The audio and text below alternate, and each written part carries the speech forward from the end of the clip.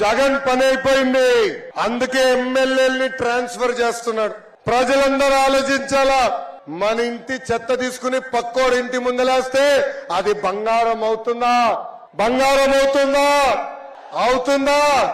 చెత్త చెత్తే కదా.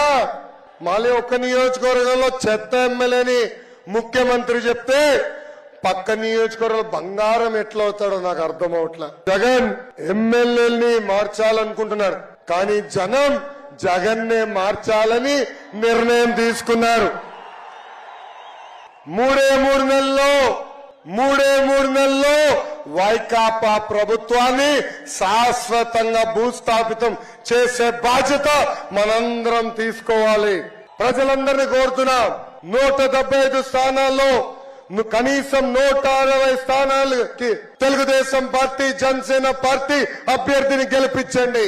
20కి 20